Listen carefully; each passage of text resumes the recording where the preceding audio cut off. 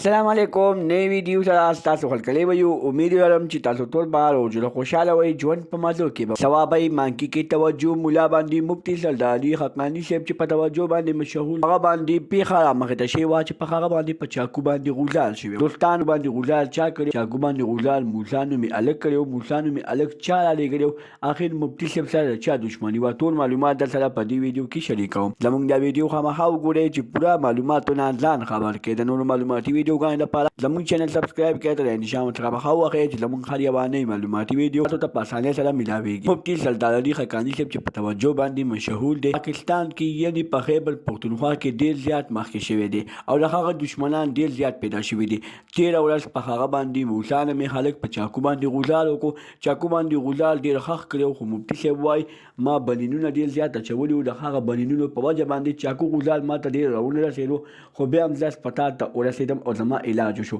شاه منصور کمپلیکس هسپتال کې د مفتي صاحب علاج وشو چې کله د مفتي صاحب علاج وشو قاتل گرفتار شو قاتل ټول حقیقت ښکاره کړو قاتل وایي چې دا ما په خپله باندې کړی ما له چا څه پیسې نه دي راکړې او نه زه چا رانیږلی یم خو بیا چې خلکو ته پوښتنه وکړله چې دا تا په خپله باندې کوو دا تا ولې کوو اخر د مفتي صاحب داسې کومه ګناه کړې وه مفتي صاحب اخر داسې تا ته یې کنځل کړي و تا ته یې څه ویلي و چې تا مفتي صاحب باندې دومره غټه حمله وکړله نو بیا د هغوی کور والا د موسی ټول کاغذونه لرل او وی ویلي چې موسی خو ذهني بیمار دی نو دوستانو چې کله یو کس ذهني بیمار شي هغه خالي په مفتیانو په مولیانو باندې حمله کوي نه دوستانو دې کې غټ لاس دی د نورو معلوماتي ویډیوګانو لپاره زموږ چینل سبسکرایب کړئ تر انشاء الله څخه مخه ووهئ چې زموږ هر یوه نوې معلوماتي ویډیو تاسو ته په اسانۍ سره ملاویږي